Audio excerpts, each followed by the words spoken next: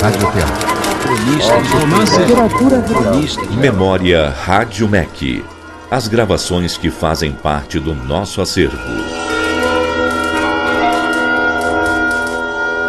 O Memória Rádio MEC de hoje traz trechos de 2 programas de séries diferentes que abordam vida e obra do escritor Fernando Sabino. O mineiro Fernando Sabino escrevia desde os 13 anos de idade, mas sua decisão de se tornar escritor e jornalista veio apenas aos 33 anos, quando publicou uma de suas obras mais conhecidas, o romance O Encontro Marcado, em 1956. A partir daí, iniciou uma produção diária de crônicas para jornais e revistas. Na década de 1960, Sabino integrou o time de grandes autores que participou do programa Quadrante, um clássico da Rádio MEC, idealizado pelo então diretor Murilo Miranda.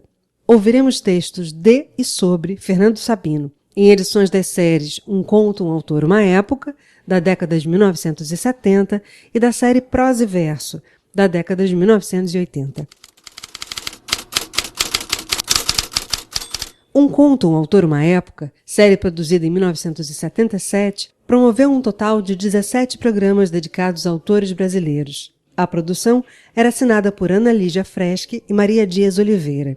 Cada programa, com duração de pouco mais de 20 minutos, era dividido em 3 módulos. No primeiro, o roteiro trazia um panorama da época em que viveu o autor escolhido. O segundo trazia a dramatização do conto. E no terceiro bloco, o escritor que selecionou o conto falava sobre os motivos de escolha do autor e do texto. Antônio Carlos Vilaça foi o autor que escolheu o conto Espinha de Peixe, de Fernando Sabino, para ser radiofonizado na série. Espinha de Peixe retrata a agonia de uma velha senhora que reclama de uma espinha de peixe na garganta frente à sua família incrédula e indiferente. Vamos ouvir agora trechos dos 2 primeiros blocos do programa, com a biografia do autor e a íntegra do conto. Foi vendedor de relógios, professor de gramática, funcionário estadual e tabelião federal. E escapou com vida de todos esses ofícios para ser exclusivamente Fernando Sabino. Fernando livre, alforriado, à disposição do vento e das letras. Fernando Sabino, de contos e crônicas.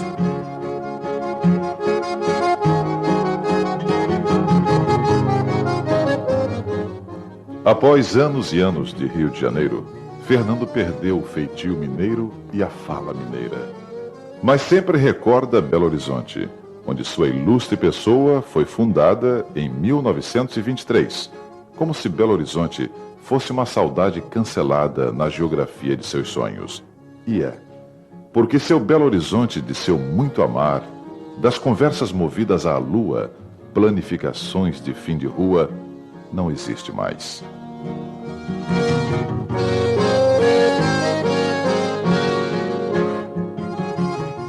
Enquanto isso, nesse mesmo 1923, o mundo assistia ao triunfo dos camisas pretas de Mussolini na Itália. Porém, Buster Keaton, glória precursora do cinema cômico, insistia em alegrar as plateias com seus filmes As Três Idades e 6 da Hospitalidade. E o carioca embarcava também no humor cantando a moda paulista, o samba de Eduardo Souto, O Tatu Subiu no Pau. Tatu subiu no pau, é mentira de descer. Tatu subiu no pau, é mentira de descer.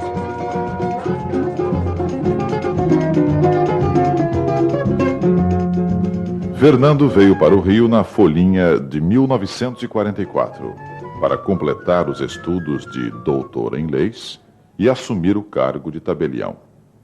E entre lições de direito público e carimbos de registro de interdições e tutelas, viveu Fernando. Num Rio de Janeiro manso, que ainda guardava um certo jeito de serenata de esquina. Mas para Sabino, mineiro de fundo de quintal, foi tempo de fazer amigos e recauchutar amizades. E as noites cariocas, principalmente as do Califado de Copacabana, começaram a conhecer 4 mosqueteiros das Gerais: Fernando Sabino, Paulo Mendes Campos, Otto Lara Rezende e Hélio Pellegrino. Gente importante, na base de um por todos e todos por um.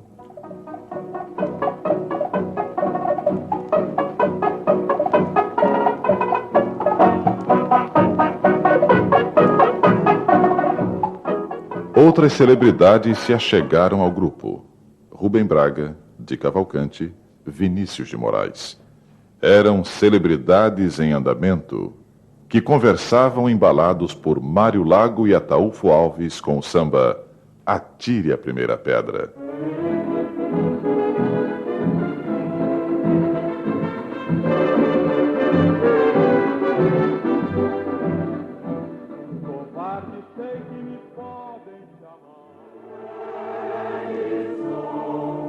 Numa tarde do passado, um senhor gordo, empoleirado numa pasta de austero pretume, chegou junto de Fernando Sabino e disse: Quero falar com o excelentíssimo senhor doutor oficial do Registro de Interdições e Tutelas.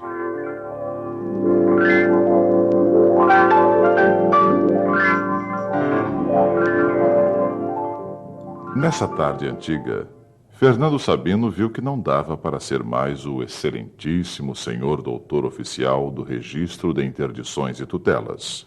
E depois que o homem montanhoso saiu,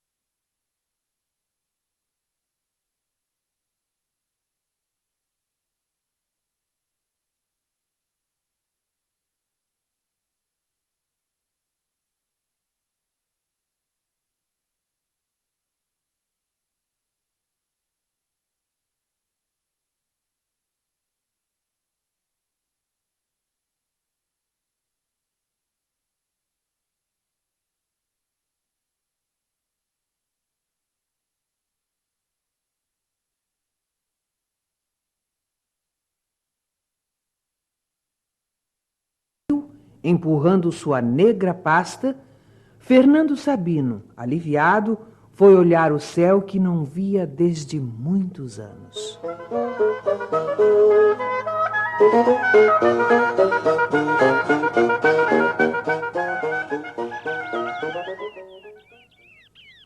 Era um céu de passarinho, cheio de nuvens do mais fino acabamento. E Sabino reencontrou o azul perdido. O azul que andava embrulhado entre carimbos e papéis de registro. E, de repente, o menino que ele nunca deixou de ser deu uma cambalhota e mandou o cartório embora. Era de novo Fernando às ordens dos ventos, das crônicas, das letras.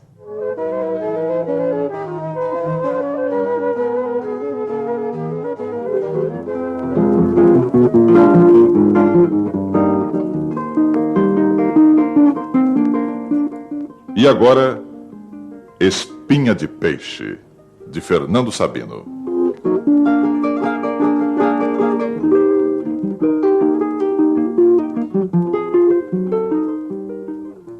De repente, Dona Carolina deixou cair o garfo e soltou um grunhido.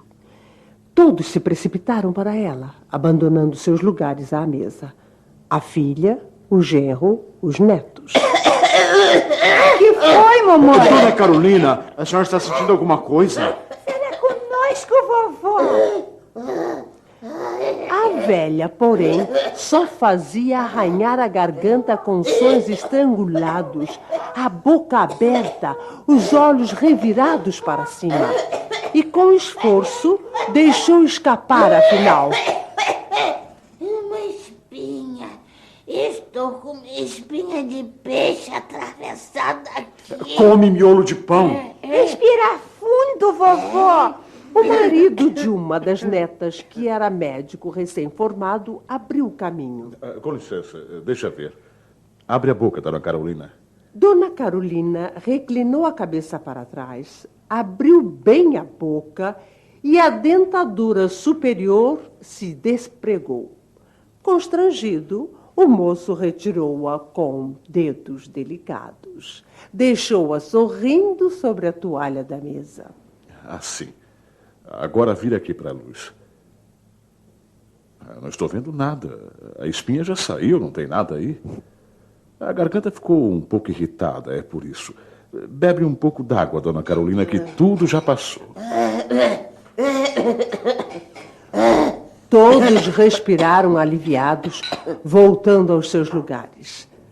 Dona Carolina, porém, fuzilou o rapaz com um olhar que parecia dizer: passou o quê?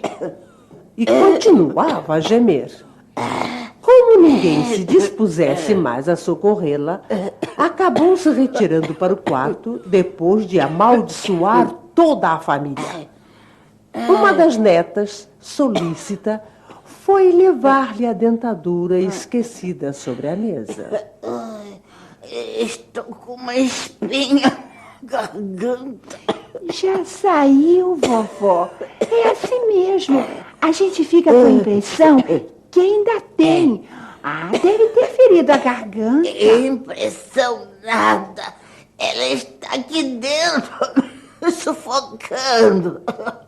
Chame um médico para mim, minha filha.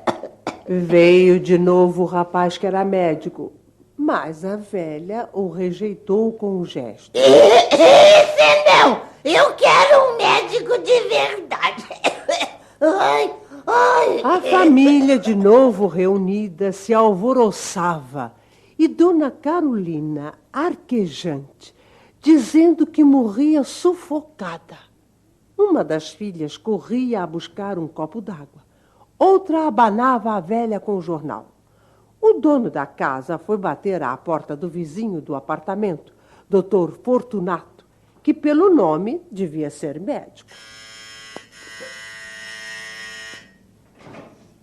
O senhor desculpe incomodar, mas minha sogra cismou que engoliu uma espinha de peixe.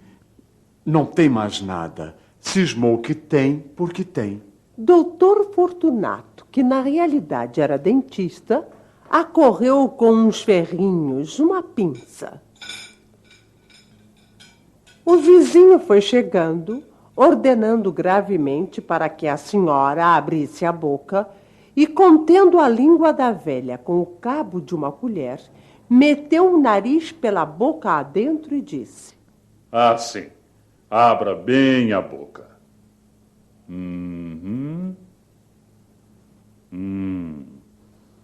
Não vejo nada. Alguém tem uma lanterna elétrica? Um dos rapazes trouxe uma lanterna e o dentista iluminou a goela de sua nova cliente sob expectativa geral. É isso mesmo. Está um pouquinho irritada ali, perto da epiglote. Não tem mais nada. A espinha já saiu. O que ela está precisando, na minha opinião, é de uma dentadura nova. A velha engasgou e, em represália, por pouco não lhe mordeu a mão. Todos respiraram aliviados. O dono da casa, conduzindo o vizinho até a porta, protestava agradecimentos. Eu não dizia. A velha está nervosa à toa. O senhor desculpe o incômodo. Dona Carolina pôs-se a amaldiçoar toda a sua descendência, a voz cada vez mais rouca. Cambada de imprestáveis. aqui morrendo engasgada. E eles a dizerem que não tem mais nada. Resolveram fazê-la tomar um calmante e dar o caso por encerrado. Ai, ai.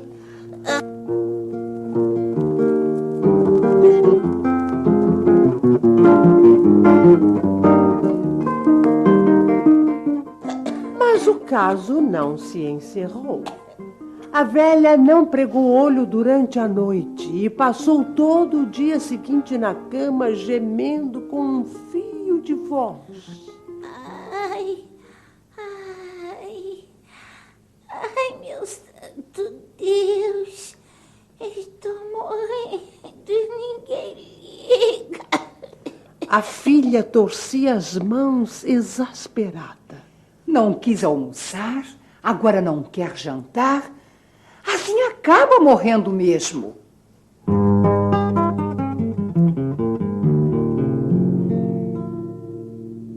Três dias depois, um amigo foi visitá-los e o genro contou-lhe o que havia acontecido. Está assim desde quarta-feira. Já nem fala mais com ninguém. O velho amigo resolveu espiá-la de perto. Assim que o viu, Dona Carolina agarrou-lhe a mão, soprando-lhe no rosto uma voz roufenha, quase inautível, mais para lá de que para cá.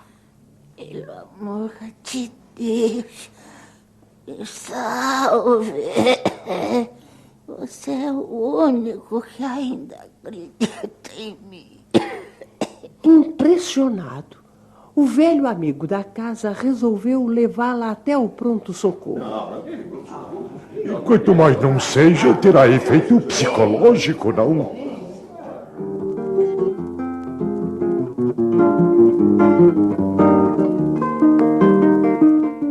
Embrulharam a velha num sobretudo e lá se foi ela de carro para o pronto-socorro.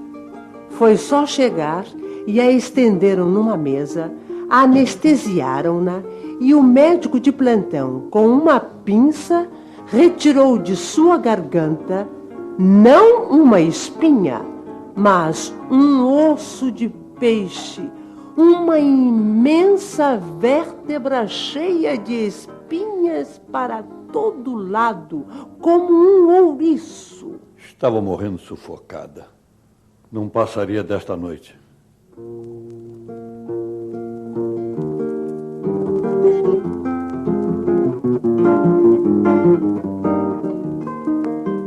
Hoje, Dona Carolina, quando quer fazer o resto da família ouvir sua opinião sobre qualquer assunto, exibe antes sua famosa vértebra de peixe que carrega consigo como um troféu.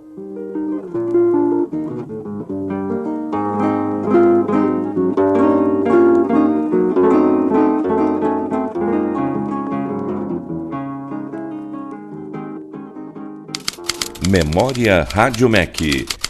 As artes da palavra.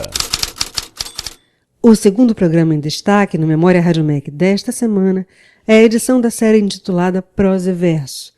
Em nosso acervo, há 21 programas da série, cada qual com 25 minutos de duração aproximadamente. Entre os autores retratados, as poentes de vários períodos da literatura brasileira, de Gregório de Matos e Nelson Rodrigues. O Prosa e Verso, dedicado a Fernando Sabino, teve produção de Delminda Giacomo, Elizabeth Glielmo, Nancy Palermo e Regina Salles.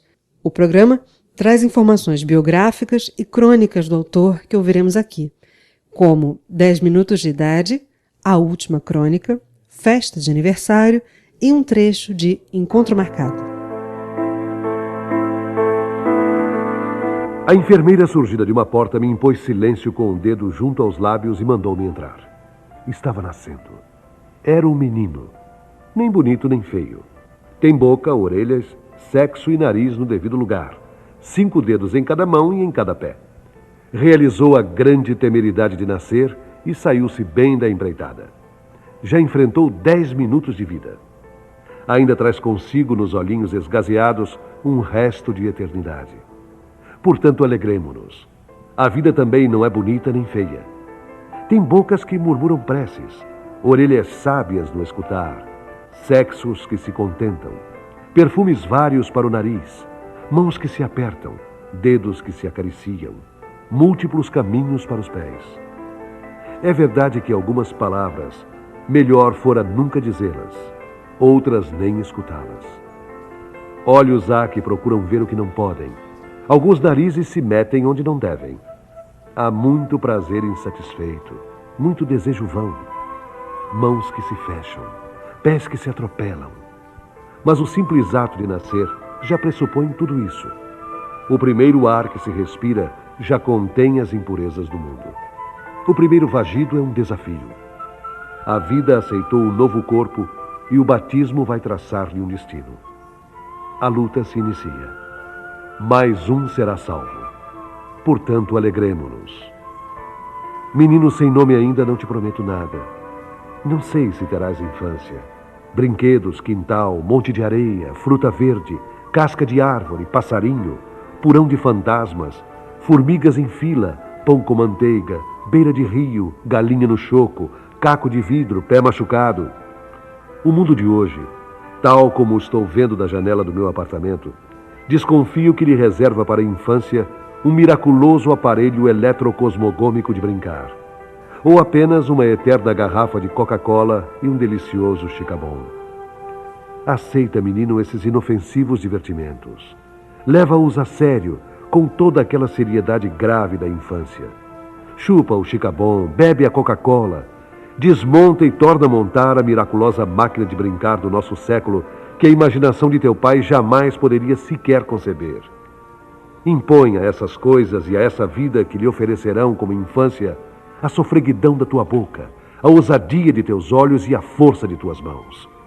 Imprime a tudo que tocares a alegria que me deste por nasceres. Qualquer que seja a tua infância, conquista-a que te abençoo. Dela te nascerá uma convicção. Conquista-a também e vai viver em meu nome. Nada te posso dar senão um nome. Nada te posso dar. No teu primeiro instante de vida, a minha estrela não se apagou. Partiu-se em duas. E lá no alto uma delas te espera. Será tua. Nada te posso dar senão um nome e esta estrela. Se acreditares em estrela, vai buscá-la.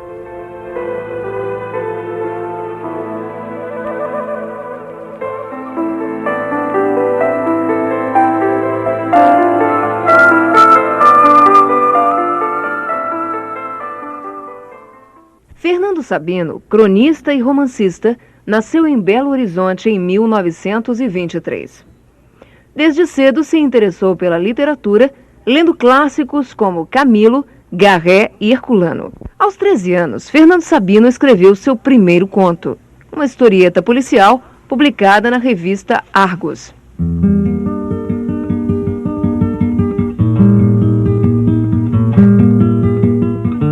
Os Grilos Não Cantam Mais foi o primeiro livro de Fernando Sabino. A crítica foi muito favorável ao escritor, mas o maior estímulo que recebeu foi uma carta enviada por Mário de Andrade.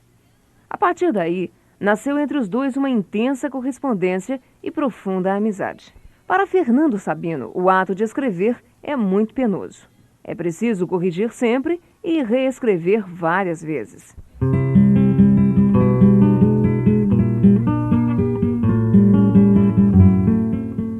A caminho de casa, entro num botequim da Gávea para tomar um café junto ao balcão. Na realidade, estou adiando o momento de escrever. A perspectiva me assusta. Gostaria de estar inspirado, de coroar com êxito mais um ano nesta busca do pitoresco ou do irrisório no cotidiano de cada um. Eu pretendia apenas recolher da vida diária algo de seu disperso conteúdo humano, fruto da convivência que a faz mais digna de ser vivida. Visava ao circunstancial, ao episódico. Nesta perseguição do acidental, quer num flagrante de esquina, quer nas palavras de uma criança ou num incidente doméstico, torno-me simples espectador e perco a noção do essencial. Sem mais nada para contar, curvo a cabeça e tomo meu café, enquanto o verso do poeta se repete na lembrança. Assim eu quereria o meu último poema. Não sou poeta e estou sem assunto. Lanço então um último olhar fora de mim, onde vivem os assuntos que merecem uma crônica. Notável prosador, Fernando Sabino possui uma vasta obra na qual se destacam novelas e crônicas como A Marca, A Vida Real, A Companheira de Viagem, O Homem Nu. Abordando quase sempre temas do cotidiano, seus livros são repletos de humor.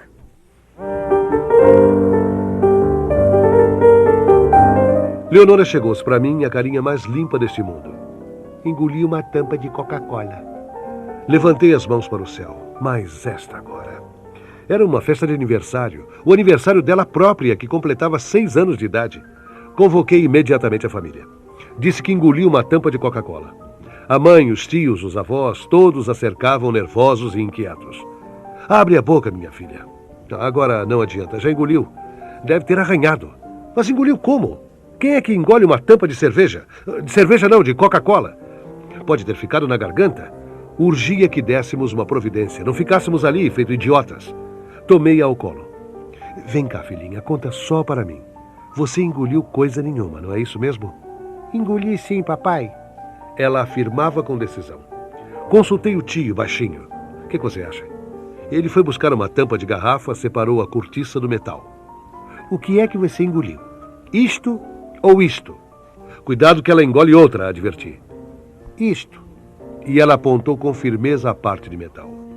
Não tinha dúvida. Pronto, socorro. Dispus-me a carregá-la, mas alguém sugeriu que era melhor que ela fosse andando. Auxiliava a digestão. No hospital, o médico limitou-se a apalpar-lhe a barriguinha, cético. Dói aqui, minha filha. Quando falamos em radiografia, revelou-nos que o aparelho estava com defeito. Só no pronto-socorro da cidade. Batemos para o pronto-socorro da cidade. Outro médico nos atendeu com solicitude. Vamos ver isto já. Tirada a chapa, ficamos aguardando ansiosos a revelação. Em pouco, o médico regressava. Engoliu foi a garrafa. A garrafa! Exclamei. Mas era uma gracinha dele, cujo espírito passava muito ao largo da minha aflição. Eu não estava para graças. Uma tampa de garrafa. Certamente precisaria operar, não haveria de sair por si mesma. O médico pôs-se a rir de mim. Não engoliu coisa nenhuma, o senhor pode ir descansado. Engoli. Voltei-me para ela. Como é que você ainda insiste, minha filha? Que eu engoli. Pensa que engoliu. Isso acontece até com gente grande. Aqui já teve um guarda que pensou ter engolido o apito. Pois eu engoli mesmo. Você não pode ter engolido, arrematei já impaciente. Quer saber mais do que o médico? Quero. Eu engoli e depois desengoli. Nada mais havendo a fazer, engoli em seco, despedi-me do médico e bati em retirada com toda a comitiva.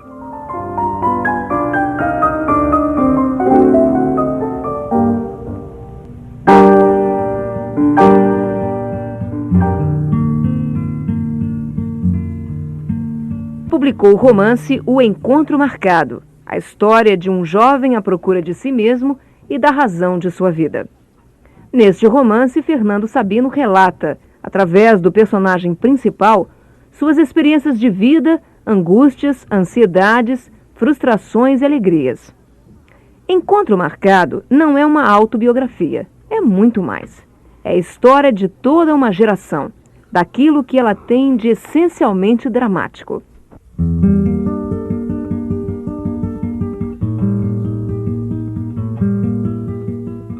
Bem, primeiro o que penso de mim. Antes de mais nada, sou um sujeito inteligente, bastante inteligente. Mas de uma inteligência intuitiva, nada lógica, feita de iluminações, de clarões. Inteligência de poeta. Sou um poeta. Agora, sou um desajeitado para viver. Não sei comprar uma camisa. Sou grosseiro, vulgar, suado. Me sinto proletário, imigrante, pesado, sujo. Amo as pessoas e as coisas.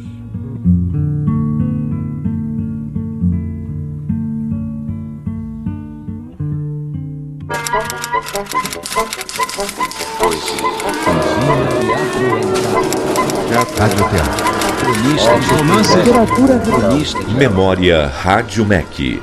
As gravações que fazem parte do nosso acervo.